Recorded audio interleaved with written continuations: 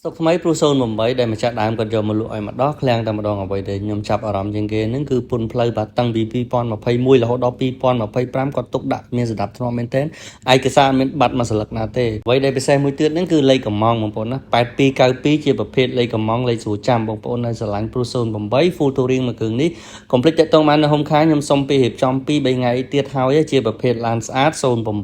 ប្រផេះបងប្អូនចាប់អារម្មណ៍ឯងអាចតាក់ទងបានខ្ញុំគិត12ក្រាស់ទេបងប្អូនចូលរួមមុន20%មួយខែបង2ឲ្យស្ដាងទេមកគឺនេះគឺគាត់យកមកលក់ឲ្យដល់ឃ្លាំងយើងតែម្ដងអញ្ចឹងអរគុណមែនតើបងប្រុសសម្រាប់ទំនុកចិត្តគាត់ថាគាត់ស្គាល់ហុំខាតាម TikTok អញ្ចឹងបាទឥឡូវនេះខ្ញុំមើលឡានមកជុំទៅឃើញថាឡានហ្នឹងគឺបាញ់ជួតែដបូលលើខាងលើនេះមួយទេហើយកាំងមុខកាំងក្រោយតែប៉ុណ្្នឹងទេក្រៅពីនេះគឺឡានគាត់នៅស្អាតក្នុងក្រៅអីគឺនៅថ្មីគេយកមកបោកពុកលាងម៉ាស៊ីនដាក់ប៉ូលីលក់តែម្ដងបាទមុននឹងទិញចូលមួយគ្រឿងបងប្អូនអ្នកតាមឡានហុំខាយូរអីមិនតែមិនក្រោម10 20ចំណុចទេតាំងពីប្លុកម៉ាស៊ីនក៏ដូចជាhơiយ៉ង